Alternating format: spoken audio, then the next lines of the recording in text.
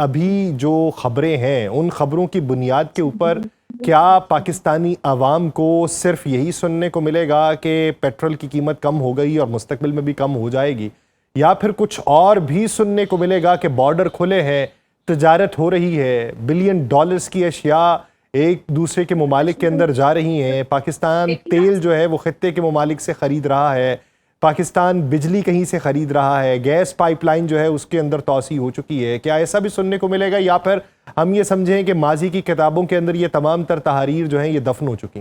बिस्मिल्लाहिर्रहमानिर्रहीम। बहुत बहुत शुक्रिया यासर साहब। मुझे ये बताएं, आप सच सुनना चाहते हैं या तसल्ली? सर सच, तसल्लियां तो दहाइयों से लोग सुनते रहे, वो अब तो जाके वो जुमला ये हो गया है कि पाकिस्तान नाजुक मोड़ से नहीं गुजर रहा बल्कि नाजुक मोड़ से जो नाजुक मोड़ है वो पाकिस्तान से गुजर रहा है। तो इसलिए सूरत हाल जो है वो हकाइक पे मबनी जो है वो बताइए सर। बिल्कुल दुरुस्त कहा, बहुत बहुत शुक्रिया, आपने मदू किया। बिस्मिल्लाहिर्रहमानिर्रहीम। देखिए, बात यह है कि जहां तक ताल्लुक है पेट्रोल के हवाले से, मेरे ख्याल है कि आप देख लीजिए, जंग शुरू होने से कहा गया था कि जब जंग खत्म होगी तो जब वो कीमतें जो जंग शुरू होने से पहले थी हमारी, वही बरकरार की जाएंगी। लेकिन हमने ये देखा कि ऐसा नहीं हुआ। गो के इस टाइम पे तिजारत खुल चुकी है, बॉर्डर तो कभी भी बंद नहीं था ईरान के साथ, लेकिन अब हकायक ये है कि पहले वाली भी कीमत जो थी वो लोगों के लिए बहुत मुश्किल था उसको अदा करना। और उससे जो चले कुछ तबका जो है वो तो शायद बर्दाश्त कर ले जैसे तैसे करके। अब हकीकत यह है कि जो अमीर तबका है उसको भी अब क्रंच महसूस हो रही है, तकलीफ महसूस हो रही है। उसके लिए ये करना अब मुमकिन नहीं रहा। अब ठीक है कि आप ये देख लीजिए कि 35% पाकिस्तान की इंडस्ट्री बंद हो चुकी है, और अगर ये बंद हो चुकी है तो ये जब खुलेगी तो उसके क्या वजूहात होंगी जिन पे खुलेगी। दूसरी जानिब अगर आप बलूचिस्तान के हवाले से देखें तो क्या लॉ एंड ऑर्डर सिचुएशन बेहतर हो गई है या अभी वहां मजीद बतदरीज इसके अंदर गिरावट आ रही है? तो नजर तो गिरावट का आ रहा है।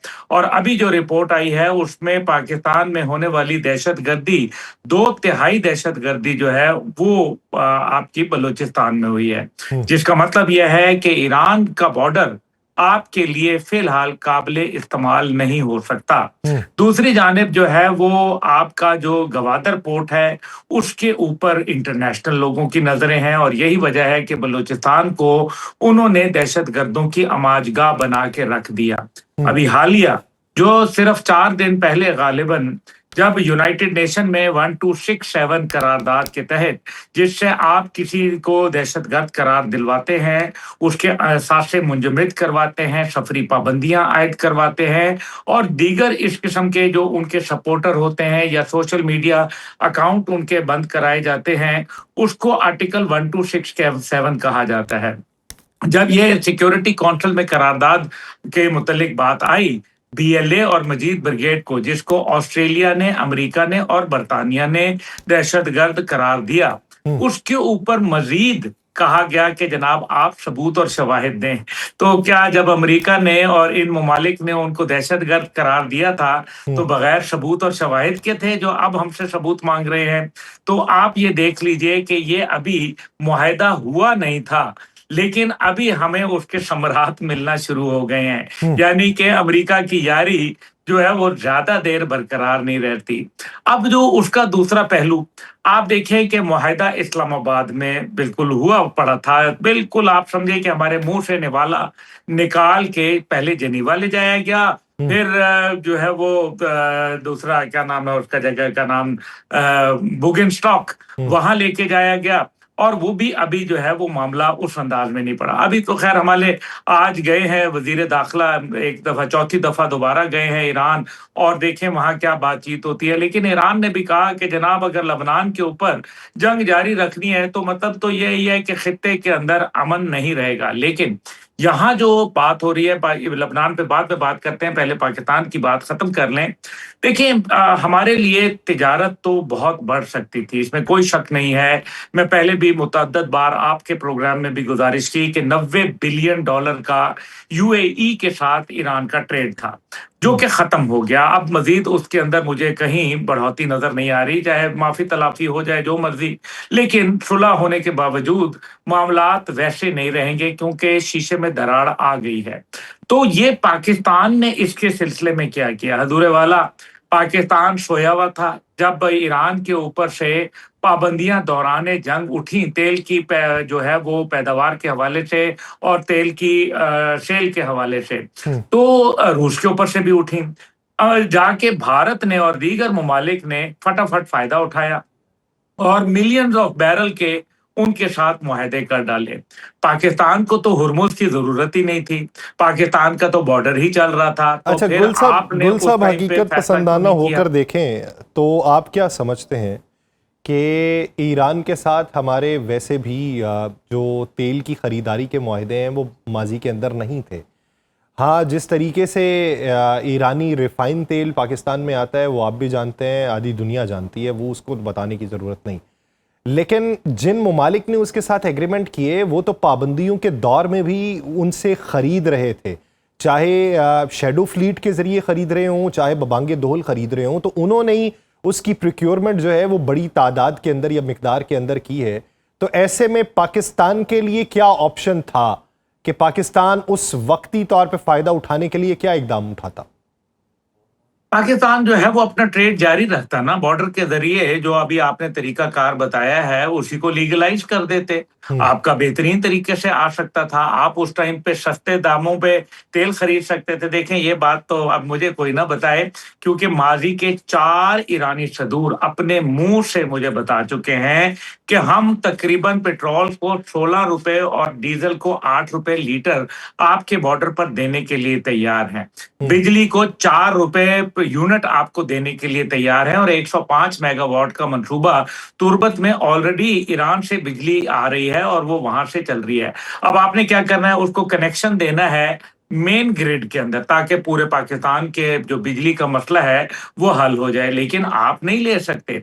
गैस पाइपलाइन का मंसूबा मेरे ख्याल में 1 दिहाई से ऊपर हो गया है, बल्कि कहीं मेरे ख्याल में शायद तकरीबन 2 दिहाइयां हो रही हैं कि उन्होंने आपके बॉर्डर पे लाके गैस दे दी है। 550% गैस की कीमतों में कमी वाकया हो सकती है अगर आप ईरान से गैस ले लें, और साथ ही साथ इससे क्या होगा कि गैस की न सिर्फ कीमत बल्कि उसकी तरसील भी जो है वो रेगुलर रहेगी, यानी कि लोड शेडिंग वाला चक्कर खत्म हो जाएगा। अब यहाँ आ जाते हैं बात, इन तीनों चीजों को रिलेट करते हैं, फ्यूल, बिजली और गैस। ये 3 चीजें हैं कंपोनेंट बुनियादी, जिनके ऊपर आपकी इंडस्ट्री चलती है, जिसका मैंने जिक्र किया कि वो बंद हो गई है। अगर यहाँ गैस, बिजली और फ्यूल उनको सस्ता मिलेगा, मुस्तकिल मिलेगा, तो मुझे बताएं कि पाकिस्तान में तरक्की होगी या खुशहाली आएगी या अदर वे राउंड होगा। तो ये तो बात तो बड़ा वाज़ेह है। दूसरी जानिब जो है, उस टाइम पे हुकूमत ने नहीं सोचा, जो let's be very honest about it, और हुकूमत ने चले ईरान के साथ कोई प्रॉब्लम थी, आप रूस से तेल खरीद सकते थे, आपने क्यों नहीं खरीदा, आपको किसने मना किया था?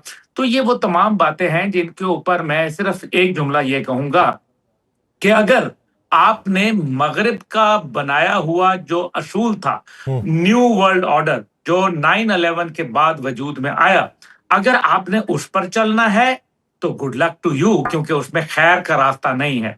और अगर आपने ईस्ट की सोच से चलना है, यानी कि चाइना की और मशरिक की सोच से चलना है, तो आप ही आप होंगे इंशाअल्लाह ताला।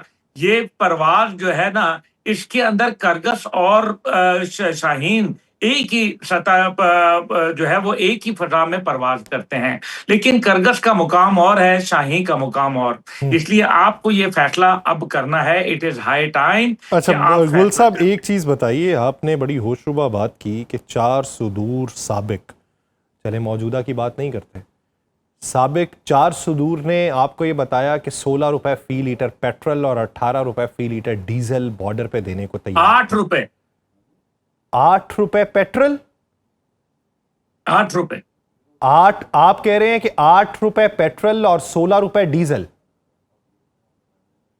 सॉरी, आपकी आवाज बिल्कुल ब्रेक हो गई, खत्म हो गई थी। एक बार फिर से बताइएगा कि कितने रुपए फी लीटर पेट्रोल होगा और कितने रुपए फी लीटर डीजल होगा? 16 रुपए पेट्रोल, 8 रुपए लीटर डीजल। अच्छा, तो ये 4 सुदूर आपको मुख्तलिफ अदवार के अंदर बता चुके होंगे। तो ये आखिरी बार जब बात हुई तो उसको कितना अरसा गुजर चुका है? इब्राहिम रईसी साहब अच्छा, जो पाकिस्तान आए थे। तो सर उस वक्त पाकिस्तान के अंदर पेट्रोल की कीमत देखें तो उस वक्त तो हाँ। 250 के करीब थी।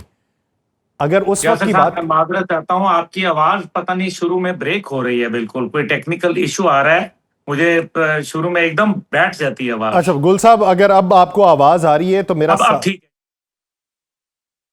आपने जब पाकिस्तान का दौरा किया था, और मैं अगर गलत बयानी से काम नहीं ले रहा, तो उस वक्त पाकिस्तान के अंदर पेट्रोल की कीमत जो 250 के करीब थी, 250 रुपए फी लीटर। अगर उस वक्त वो बात कर रहे थे 16 रुपए फी लीटर, तो उस हिसाब से अगर अब पाकिस्तान के अंदर कीमत देखी जाए तो 299 रुपए है, लेकिन जंग से पहले की कीमत देखी जाए तो तब भी 250 के करीब जो फॉल कर रही थी। तो ऐसी सूरत हाल में वो 16 रुपए बढ़ के 22 रुपए तक ज्यादा से ज्यादा हो जाएंगे। लेकिन मेरा असल सवाल ये है कि क्या वो क्रूड ऑयल मिलना था या फिर रिफाइन ऑयल मिलना था? जी, ये मैं वो बात कर रहा हूँ। आप बेहतर ये है कि मेरे बजाय किसी को भी ताफ्तान के अंदर या 250 क्रॉसिंग से या दीगर जगहों पे आप उनसे बात कर लें, बलूचिस्तान में उनको ये रेट मिल रहा है बॉर्डर के ऊपर, जो इस टाइम पे स्मगल शुदा फ्यूल आ रहा है, जो तकरीबन इस टाइम पे पूरे बलूचिस्तान की जरूरियात को पूरा कर रहा है। और साथ ही साथ 14% पाकिस्तान के टोटल जो इस टाइम पे प्रोडक्शन है, यानी कि जो जरूरियात हैं, उनको वो पूरा कर रहा है। हजूर वाला, जब हमारे आर्मी चीफ साहब तशरीफ लाए थे पाकिस्तान में, जब वो आर्मी चीफ मुकर्रर हुए, तो उस टाइम पे तकरीबन 11 million litre per day Iran का स्मगल शुदा तेल जो है वो पाकिस्तान आ रहा था, पेट्रोल और डीजल। ठीक उसके है। बाद वो कम होके तकरीबन 6 मिलियन लीटर पर डे रह गया, और अब गालिबन वो 4 मिलियन के ऊपर है, क्योंकि आर्मी चीफ साहब की हदायत के मुताबिक उसको खत्म किया जा रहा है, स्मगलिंग को बिल्कुल क्रश किया जा रहा है। इस वजह से ये 4 million litre per day fuel आज भी आ रहा है और इन्हीं रेटों पे आ रहा है।